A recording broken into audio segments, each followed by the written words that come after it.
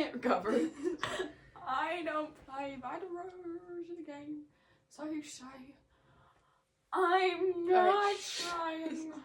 I'm trying to find my way. This is our special guest today. Hey, get off of her. She's sensitive. Well, okay. Welcome to our podcast. What's up? It's a lovely Sunday morning.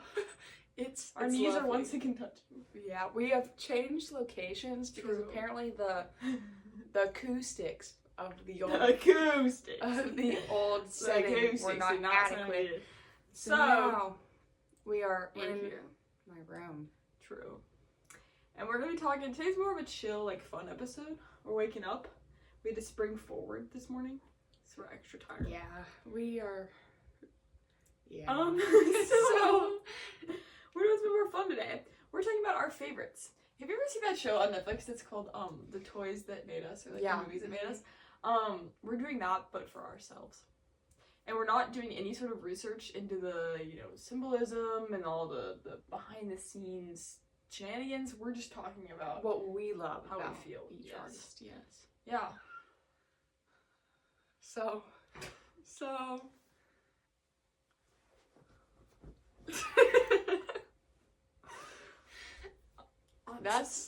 this is Winky. She's our special guest today. She has one eye. Yes. Oh, she's looking at you with her one eye. Her depth perception is a little off. Yeah. So she might. Oh no. She may hit the camera, Winky. Hey, Winky. It worked. No, she's gonna jump on. Should I throw Peppa at her? No. They're gonna see whisper. Oh, animal abuse. What we're gonna start off with is movies. Yep. So I think we should just go back and forth. So she's gonna give one of her favorite movies, and I'm gonna give one of my favorite movies. So first up, I have a movie that I watch when I can't sleep, which is not good. When you can't sleep, you should not be turning on the media. Yeah. But when I really can't. She's climbing on top of my door. She's like on the ceiling, dude. Okay. When you can't sleep. When I can't sleep, like, I've had like a really bad day, or I'm just really tired, but I can't fall asleep, I turn on Pride and Prejudice, the 2005.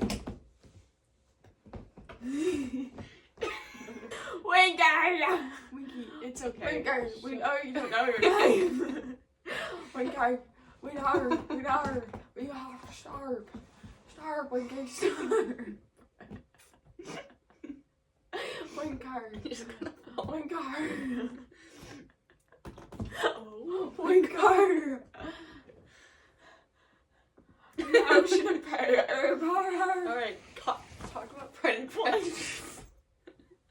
Okay, I'm not an animal. Okay, I listened to the 2005 Keira Knightley Pride and Prejudice. I watched the 2005 Keira Knightley Pride and Prejudice. And you know what I see with my eyes? I see things that I like to see. I see a good movie. Oh, and yeah. That's kind of it. Like, I feel like if you watch the movie, you understand why it's good. It's so good. Beautiful. I love both of them. Keira Knightley is a baddie.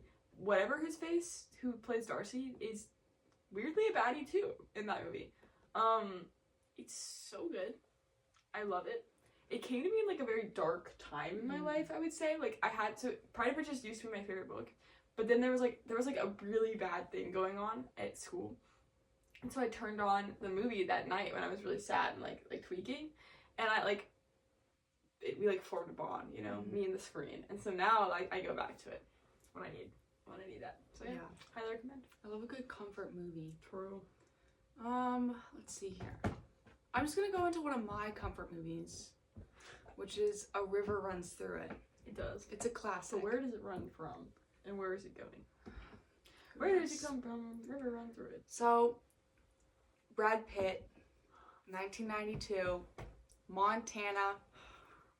It's like everything that you'd ever want. So my mom loves this movie, and so I've watched it a bunch of times with her. And I mean, I don't know, it's beautiful. It's set in a beautiful location. They're like fly fishing in the West, and it's about, like two brothers that are like wildly different, but how they, like, nature brings them back, and, like, they end up back in Montana together. I don't know. I mean, it's an older movie, but it's just, and it's Brad Pitt. and it's Brad Pitt. So It's beautiful. Chad. I love a river runs through it. Agreed. It's also, like, an easy watch. Like, it's low-key sad, but it's, like, I don't know. It doesn't feel like that taxing. Scoop. Number 2. Oh, this is unironically the best movie ever made. It's high art. It's kind of like Inception, that some people don't get it the first 2 or 3 times they watch it. They have to watch it at least 5 times to truly understand what's happening and the implications that reverberate throughout not only our timeline, but the timelines of yesteryear. That is National Treasure with Nicolas Cage. Wow. It's basically a documentary. And it goes into the complex nuances of the human soul. And it does it all based upon infactual history Trevor finding. Yes, it does. And it's beautiful. And when I think about it, I think about love and friendship. And I wonder what kind of toxic carcinogens they used to put in their powdered wigs. Yeah. And it makes me really happy. I also love the movie Da Vinci Code, which is like, I feel like Da Vinci Code and National Treasure scratch like a very similar itch. Like Da Vinci Code is like far more serious. National Treasure is almost like fundamentally unserious. Yeah. But Da Vinci Code also like scratch that itch. You know, it's like action, but like history, but like factual history, with like a hint of romance. Who doesn't like a hint of romance? I literally rewatch National Treasure like every 4 years, and that is one of the movies that is like in my head. Like the lines are always somewhere in there. The other movie that's like that for me is The Parent Trap, the Lindsay Lohan version. There's always a line that comes to mind. Yeah, I literally, because if you draw me into that movie, I know every single word said in that movie. And so like, yeah, I'll just be going on daily life, and someone will say something, and I'm like, dang. Yeah. And I either do the British accent or the California. Yeah. Yeah, we love Parent Trap. Are you Annie or Holly? I don't know. I'd like to be Hallie, but she just can't pull it there's off. desirable parts about both of them. True. Like I want to be living in London, right? With like, a wedding dress designer mom. That's what I'm saying. And bro. my baddie With a butler. and like, yes. And my grandpappy who's like, Grandpa. Yeah. You smell like cigarettes and peppermint. Yeah. Yeah, but then if you live in California, you're like riding horses to On your the dad, vineyard. who's like slightly attached, but you're like vibing. You know what I mean? You're Joe vibing. You know when you can take a pencil and you can like, and it like looks like it's a wave. I didn't learn how to do that until I was in like 7th grade, and it shook me to my core. I've never recovered. What does it mean? So my next movie, I could talk about this movie on and on. It's Call Me by Your Name. Okay. Here we go. I know this movie is controversial. I know that there's an age gap. I know that there are weird things with a peach that happen. Riley. There are. I don't know why that's in there. I just don't. Whatever. Well, I think we both know why that's in there. Okay, I know, but it's like that did not need to be included. Well, okay, whatever. I think this movie is beautiful. I watch it at the start of summer every single year, and then numerous times throughout the summer.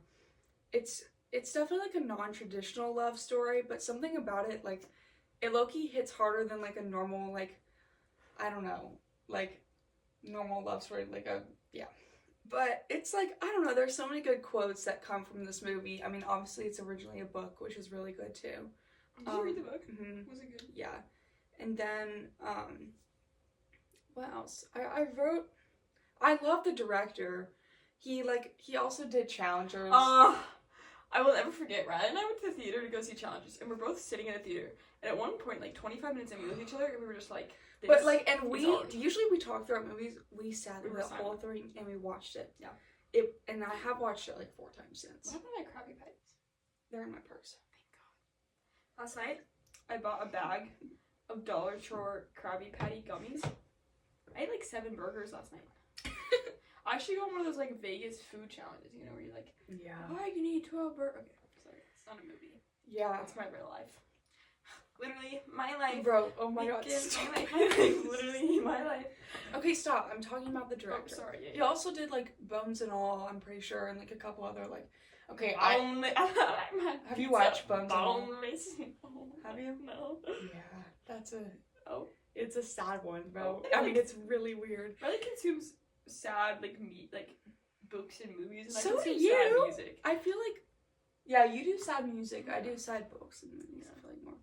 But anyways, I love this guy's work because it usually focuses on like he hones in on like details of like the human body or human emotion that like I feel like you don't really see on screen usually.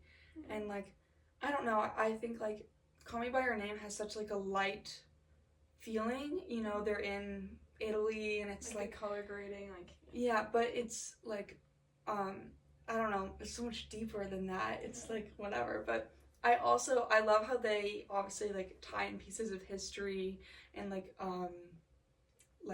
history of like language and things like that with like the various like definitions of like friend, and I think that's really interesting. And like I think that it's, you know, it's evident that like love is like you see love's been the same throughout all periods of history, you know, it just keeps on happening like with like the statues that they uncover and like all sorts of stuff like that. But I don't know, it's so good. And like you were talking about the director, like I feel like I leave all of his movies Shocked.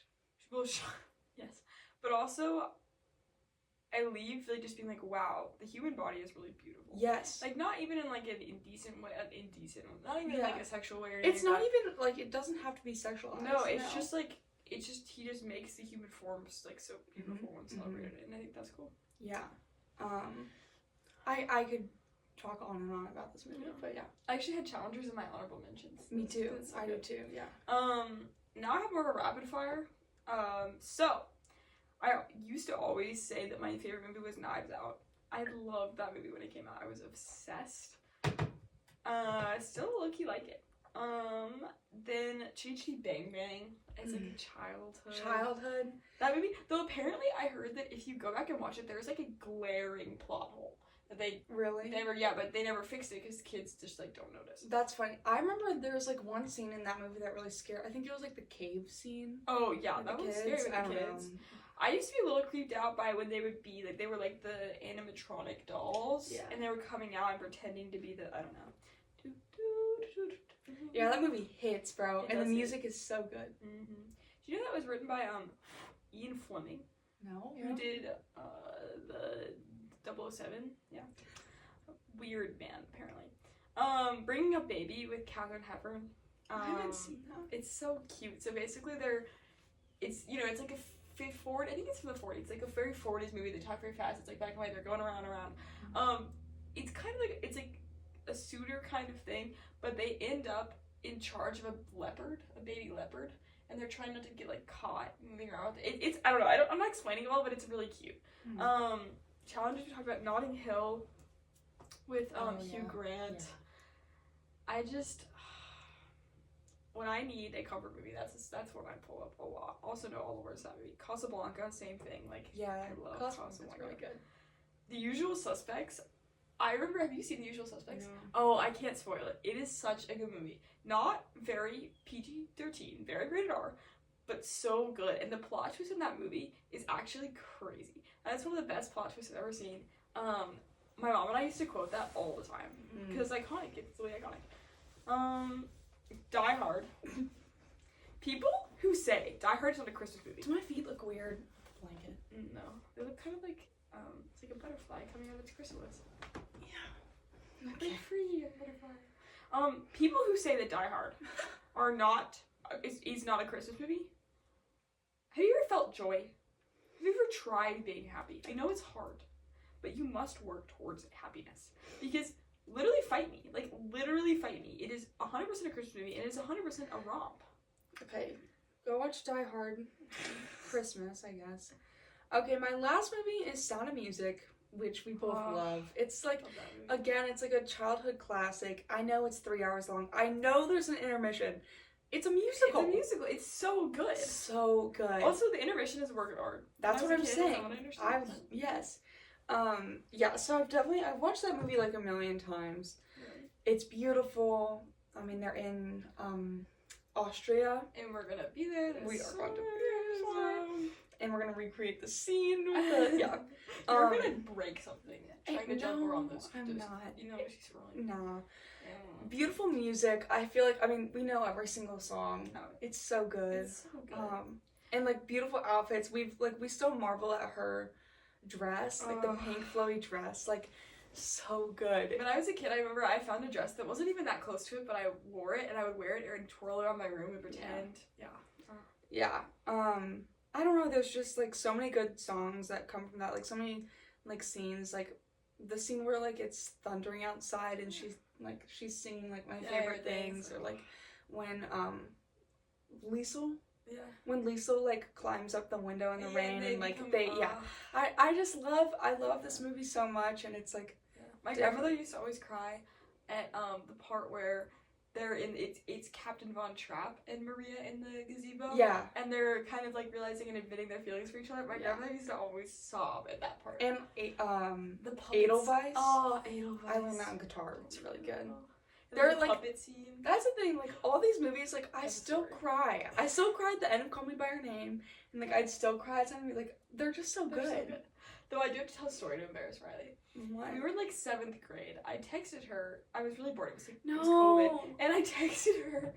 I was bored, so I was just hanging around. I was like, I really want to learn to sing well, "The Lonely Goat Herd," but I was texting it to her, and she calls me and she's like, "What the heck is a goatherd? Like, what are you talking about? I was the one. What's a goatherd?"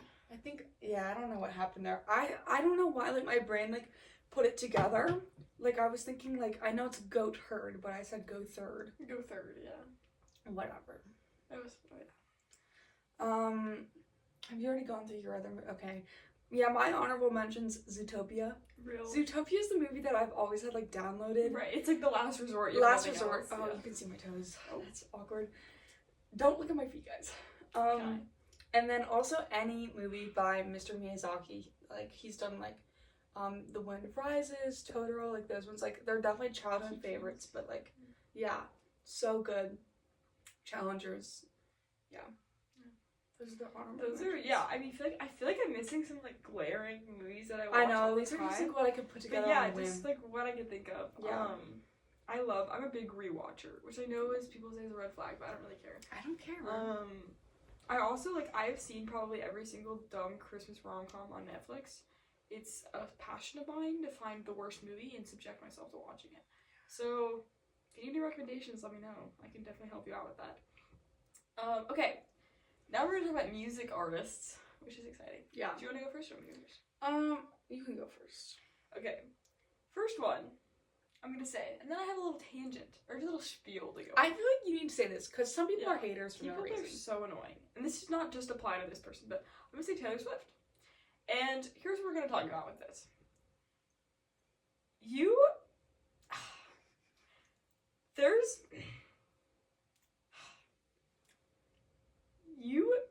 Just society. I'm just like mad. I'm trying to formulate my words and I'm mad.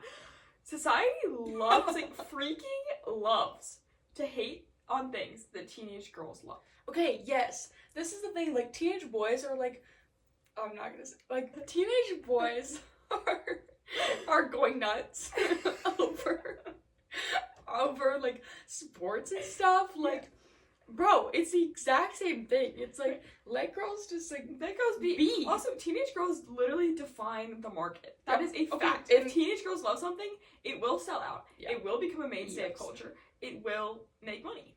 And if you hate, like, it's just a fact, if you hate that, you really need to do some self-evaluation. You need to turn yourself inward and figure yourself out. Yeah. Because it's really just never, like, cool to be contrarian. Like, I'm sorry, but you sound, like, annoying. You just sound annoying.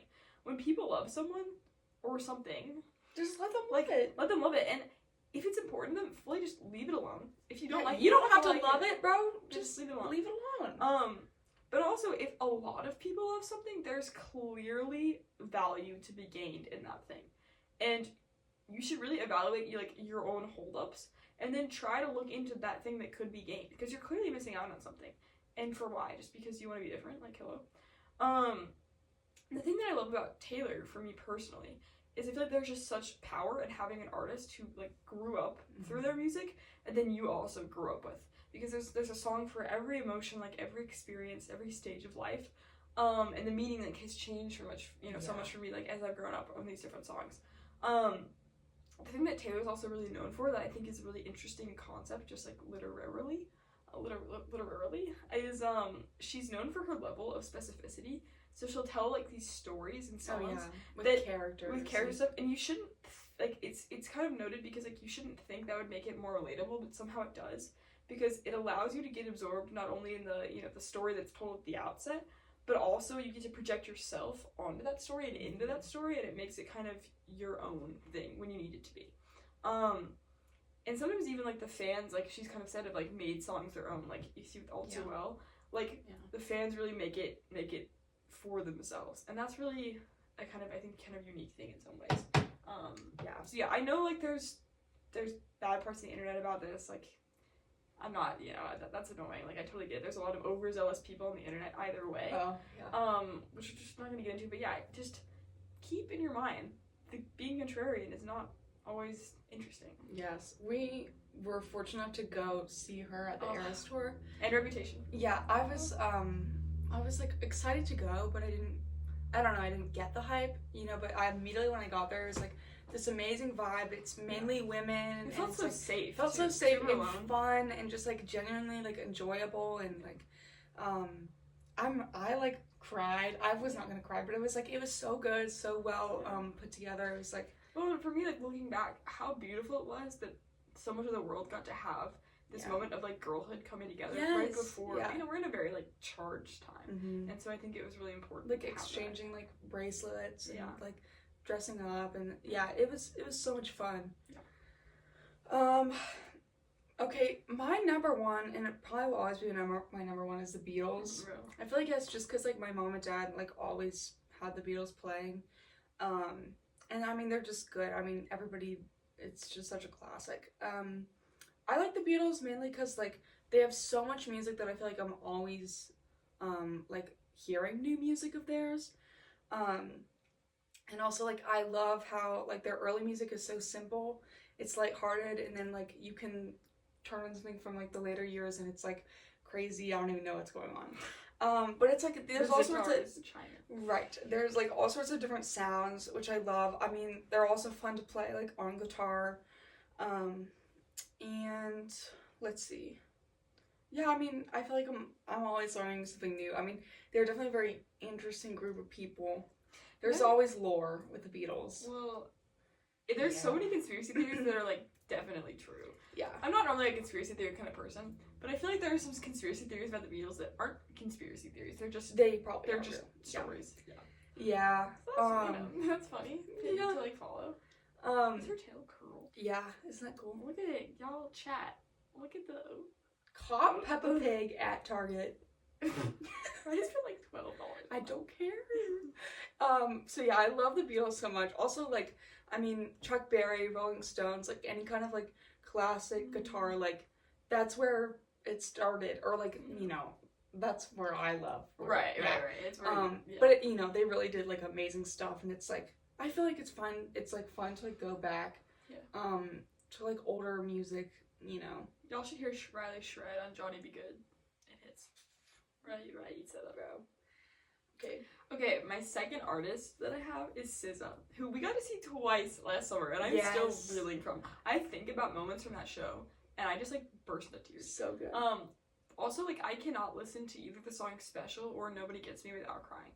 Those songs like need to be put behind barbed wire. They're literally like psychosomatic drugs.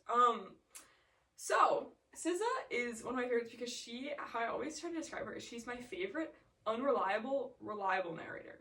Or I guess it'd be reliable, unreliable narrator. SZA is unflinchingly honest. She lays all of it out there, like everything, all of the, the thoughts, all of the actions that would normally be considered, unhealthy or embarrassing. Or that, she knows were honestly just like bad decisions. Yeah. She makes mistakes, but she hides none of it. You can always trust her to be honest. You can't always, she knows she doesn't always make, quote unquote, the right decision or the best decision. but you know for darn sure she's gonna tell you what she did. Yeah. Either way. Yeah. She is like painfully honest sometimes. Yeah. Like sometimes she kind of like makes herself the train wreck you can't look away from. But that's so important. Because we just need honesty to like learn from each other and feel affirmed. I literally like I would kill to have her level of vulnerability. And I know that's, you know, like something that I can work on and get to. But she's definitely a role model for me in that way of just putting it out there, like not caring. You like even when you know you were wrong, just being honest about it because and it clearly like it works. You know, it's her success is such clear evidence for the power of vulnerability over the power of like perfection. Because she has so many diehard fans and she's so successful not because she paints this amazing, you know, perfect life, but because she paints the struggles that people can actually like and like relate that are to. relatable. Yeah, and feel themselves in. Yeah, she's also like she exudes like feminine energy to Oh me. my gosh, she's but such a also at the baddie. same time like masculine too. Like she kind of like goes in between, which I love, and like she's beautiful. She's so pretty. And she's an amazing, obviously amazing singer and performer. Like watching her perform, so good. And like she really, you know, puts in the details with like stage stage decor. She's and like frolicking in these woods. So good. She's swinging from the we had one show that was like a garden. Lollapalooza was like garden themed. Yeah. But then we also had at another festival, it was ocean and like anchor themed, and it was so cool. I thought she was gonna die because at one point she was swinging on this like anchor, and there was nothing hooking her in, and she was going like all the way backwards. She's singing, and I was like, girl, she's chilling. She's amazing. Baddie. Yeah. Baddie. So my next artist, he's low-key, well, he's a little fugly, if I'm gonna be honest. That's kind of mean. Mac DeMarco. Yeah, well, he honestly like he puts in like the least amount of effort minimal possible, yes, but still does the talent pulls him through. Yes, exactly. But I like his stuff because he's not very flashy. He's kind of refreshing. I mean, his music is like pretty funky, and it's like a lot of his music is pretty simple, but it's really well composed. And that's nice to hear. It's kind of it's refreshing. Tell her about One Way G. Okay, yeah, One Way G he released. I can't remember when it was. 2021. Yeah, it's like we did during COVID. Yeah, but it's like it's like I think how many hours is it? 8 hours. It's some ridiculous or something. Number, yeah. It's like it has hundreds of like songs on it, and they're just titled by the dates that he made them, and like they don't have lyrics usually, and it's like I don't know, it's cool that he puts out unfinished work and just like lets it be out there, and like again like going into like that imperfection, just letting it be. I really like it. Also, I've learned like a couple of his songs on guitar, and it's interesting because he really does care about the music, and you can tell that he makes it unique. Like usually tuning on a guitar is tuned to 440, but he goes down to either 432 or 426 even, and it's like hertz, and it's like that's kind of interesting. You don't really see stuff like that anymore. So I don't know, I think that his stuff is cool. He's always on like my top artists. Yeah. I love Mac. That's real. Okay, next, my top artist for like the past couple months is Sabrina Carpenter, which I never thought I would say, because I remember in the emails I can't send era, I was like, I love her, I think she's a baddie, but the music is not necessarily to the par that I'm like looking for. Yeah. I was very critical of her because I was like, I love her, but this is not quite ready yet. She hasn't found her voice. I love the new album. I was late to Short and Sweet, and it is, I like that when I'm driving, that is what is playing most of the time. We all just need to shake it on the dance floor. I don't know what you want me to say. That's kind of why I love Chapel Roan too. Yeah. We're gonna see Sabrina this summer. We saw Chapel last summer, seeing her again this summer. Like in Chapel Roan. Yeah, Chapel. Like we've been packed it in, bro. We are live music. Like we're getting it. Yeah. We're seeing her. And so Chapel is kind of for the same reasons. Like we all just need to lean into camp more. We all need to be more camp. We really do. And again, like I think that Chapel is such an important artist for so many people to have in this kind of very divisive era we're going into, in this very not necessarily LGBTQ friendly Yeah. administration, etc., that we are experiencing. So I think it's so cool that we have an artist who is so like unabashedly herself and leans into, you know, like different like queerness and elements of queer history, and I just think that's so cool. So, yeah. Slay. I agree. Another one of mine is Mac Miller, who rip Mac Miller, bro. R.I.P. Oh my god. Yeah. I mean, I don't have too much about him. I love Mac Miller because he has like, you know, sad stuff, kind of like, and also really hype stuff. Like, I can listen to Mac Miller like all year long. Like, it doesn't need to be like a specifically one season kind of thing. And also like the Divine Feminine, bro. That album is so good. It's so beautiful. Like, oh my god. Imagine having that written about, like, yeah. It makes me so sad when I think about like Ariana and him, that. yeah. It's just sad, dude. Yeah. It's really sad.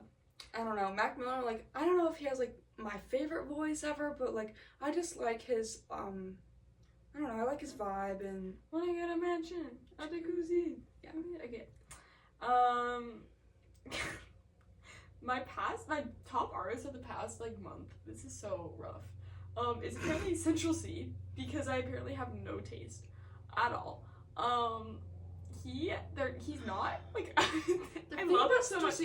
Number one, I can usually barely understand what he's trying to say. Well, yeah. And then when he is saying, like, it all kind of sounds the same. Well, all of his songs are basically the same. Yeah. And he's normally not saying much, but for some reason. But sometimes he is, though. Well, sometimes there's a deep. No, it was hitting me. I was in Florida a couple weeks ago, and I was listening to Central C like when I was tanning by the pool with my friend. And I would sometimes look up at her and be like, "Chat, this is a bar. This is a bar. Like, this is getting deeper than I signed up for." Yeah. If you want. All right. If you want an actually like really talented British rapper, Little Sims. Riley's a freaking hater. I don't understand. It's Little Sims. That's not what she says. Isn't that her? No, she doesn't tag? say that ever. She doesn't have a tag. Yeah, she does. No, she doesn't. Little Sims. Not that. Tag. Little Sims with a Z. Little Sims with a Z. She doesn't have a tag. Yeah, she does. No, okay, Riley's wrong. She does not have a tag. She is the most effortlessly talented rapper that I can think of off the top of my head. Like, Kendrick is obviously the GOAT, but he, like, you can tell, like, works at it. Like, he puts in the work to get the lyrics. She just, sometimes I swear to God, she doesn't even write before, and she just gets on the mic and starts going. And it's insane. I've never heard anyone just flow in that way. So those are my two, like, British rap takes. There's some other British rappers. Some of them, though, have some, less than clean accusations about them, so I'm not gonna bring them up on here.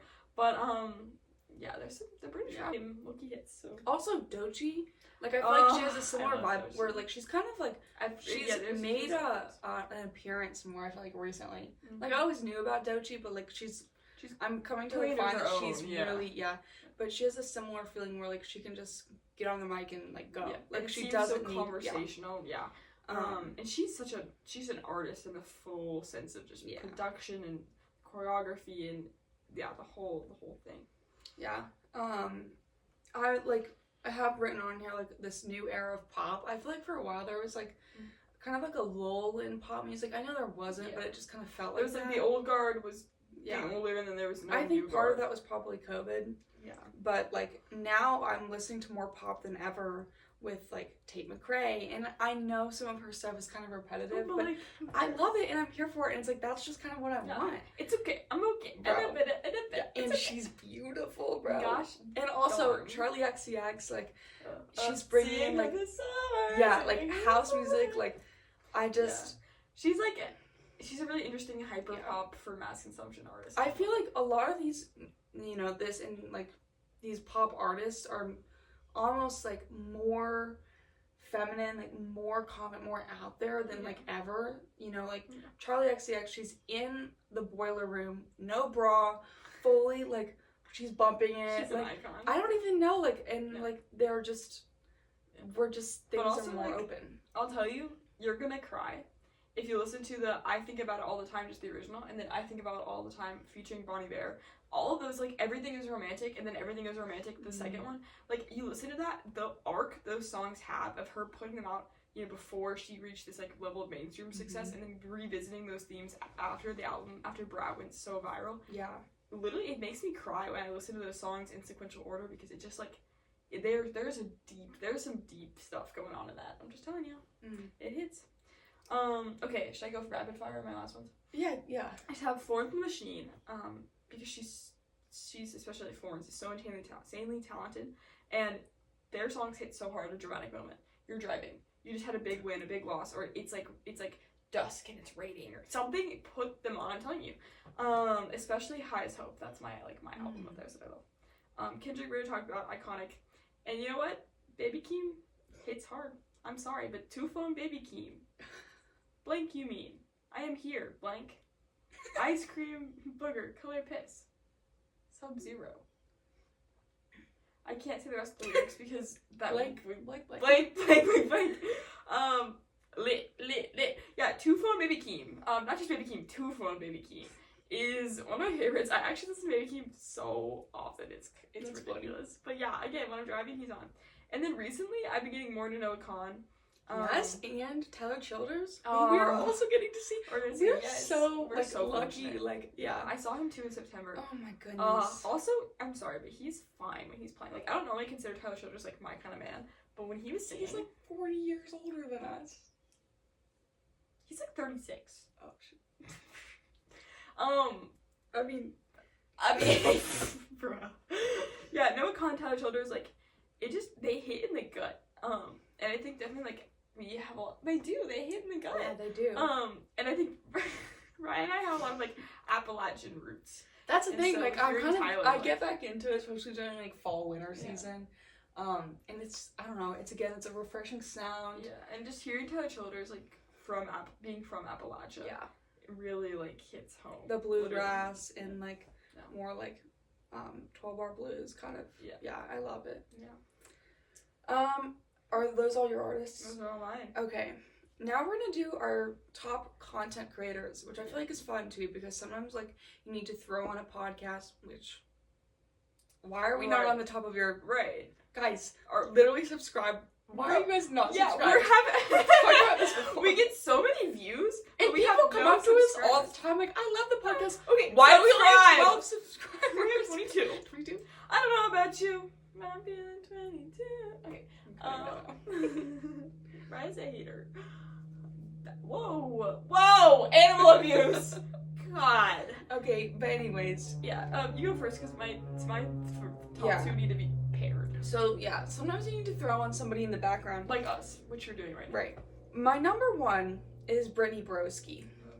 Guys, Brittany Broski is so good. Like, I feel like you either know about her or you don't know about her. I think most people Most people know about her, but they're not, like, into it. Right. I listen to every single Broski report. It's so good. She's funny. She's brutally honest. She's also really smart. Like, I mean, she studied, like, art history. She does, like, art history lessons. And, like, I mean, it's interesting. Like, I learned art history stuff. Yes. But I like to put her on, like, when I'm in the car or when I'm, like, cleaning my room, whatever. But I feel like it's nice to have somebody who, like, I don't know. I know she's, like, really out there, but that's good though. It's like we talked about, embarrassment is not real. She's yeah. Yeah, I feel like I could talk a lot about Brittany Broski. I feel like you just have to, like, go and watch it and, like, get into it and you'll love it. Yeah, I almost, like, I know I would really like it. I just haven't, like, yet committed to, like, fully diving deep. She's the kind of, like, in one episode you'll be laughing, right, and then you'll be crying. Like, it's, like, all sorts of, it's up and down, and yeah, love Brittany Broski. My top two need to go together. Because, okay, so my top one that I wrote down is a Mormon content creator. And then my second one is an ex-Mormon content creator who exposes the Mormon church. The Mormon church. I hesitate to call it a church. Yeah. The Mormon whatever. So my top one is Renee No. She's Mormon, but I love her because she's always so positive. Like, her big thing, I remember when I first found her big thing was, like, she changed her wardrobe to being entirely, like, neon bright colors. Which I've started doing when I run, too. Yeah. And it just, 'cause she's a big runner, and she would put them on, and she would be like, if she didn't want to run, she'd put on, like, and then you feel bright orange good. top, and and like make a whole thing, and then you feel amazing.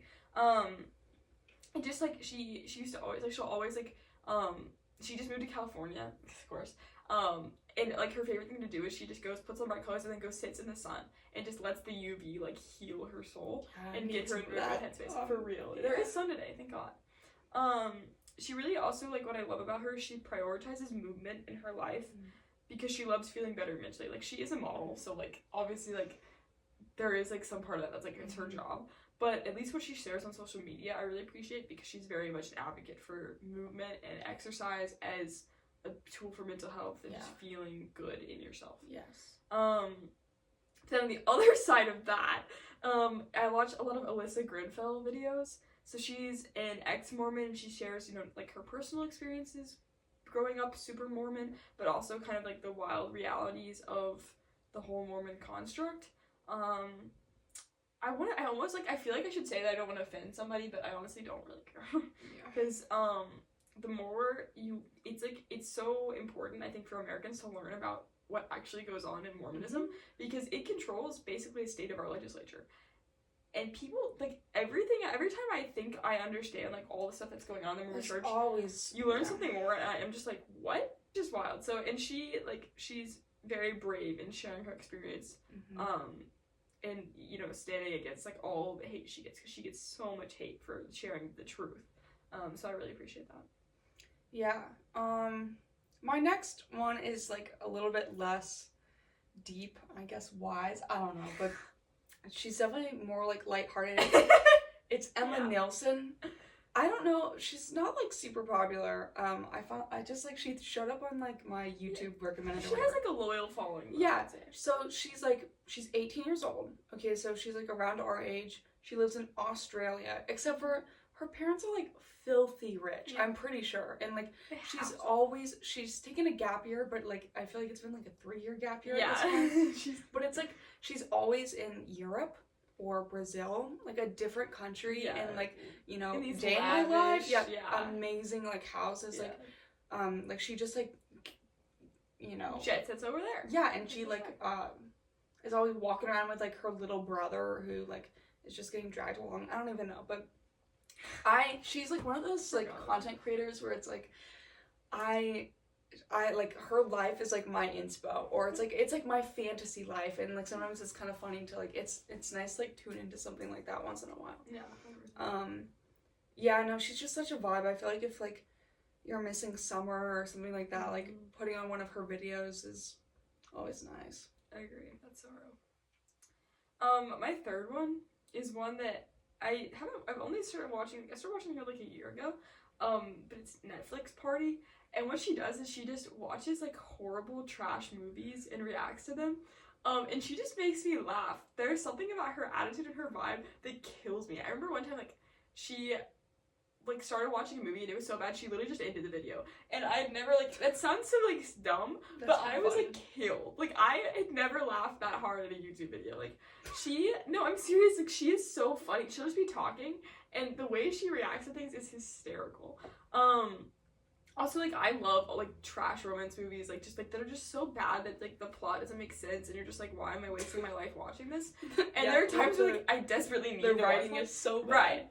But, like, sometimes you just don't want to watch them alone. You need, like, mindless, horrible, like, stupid content, but you don't want to be alone through the process. And she, like, goes through it with me, and, holds my hand, and, like, is willing to, like, lean into the camp of it, but also, like, retains her brain throughout it, which is hard to do. So, yay, eat that up. My last one, she's, like, a totally different vibe. I don't know how to pronounce her name. Hitomi Mochizuki? That's right. I don't know. But, we'll put these in the bio. Yeah, Hitomi's her first name, but I don't know where she's from. I don't know, like, that much about her backstory, but she's kind of, like, one of these, like, earthy, kind of, like, health guru. I don't even know what, but she's, like, really into, like, I don't know, like, promoting mental health and, like, physical health, spiritual, kind of, like, it's not religious, it's just kind of, like, but I put her stuff on, like, sometimes before I go to bed, or, like, when I'm, like, stretching before bed, and it's, like, it's just, like, a really nice vibe. But I like her energy. She's good. So those are just some of our favorites. Featuring Peppa Pig too. Oh yes. Favorite movie, favorite TV show, Peppa Pig. Having a new kid in Peppa Pig. Guys, can we talk about this? What? There's gonna be a new addition to the Peppa Pig family. I don't know how I feel. I don't know who the baby daddy is. Who's baby daddy? I don't think that it's. I feel Daddy betrayed. Pig. I feel betrayed in the way that like I feel think like all Mommy their siblings Pig- would. Maybe it's like Papa Bull. What's his name? Papa the Bull. I don't know. I'm not that deep into Daddy lore. Rabbit. Look at me and Twin for real. Me and Twin. Yeah. Um, Guys, tune into Peppa Pig. When I babysit, I'm fully like into Peppa Pig. Like I can get right into it. It's low-key good, dude. It is. And the British The accent. plot goes crazy, bro. We can go bad for a bit. Alright. I was talking with a bunch of British people last week, and I brought up Central C, and they Oh, were what like, did they think they about were like, yeah, we don't claim him. seriously? They were like, we can claim Dave, but we don't claim him. And I was like, well, that's funny. I was like, I understand, but I'm claiming him. We're also seeing him this summer. It's gonna be so ridiculous. He's not gonna be a good performer, but like, it's exactly what I want and expect. Yeah, I don't even care. I literally I listened to my brain is melted by Central C. Yeah. I was trying to explain Central C to like a 55-year-old man earlier this week, and it did not go well. Like they were not clicking. No. Okay. These are a few of our favorite things. Favorite things. I hope you all have a beautiful day, full of light and love. And see you tomorrow. Alrighty. All right.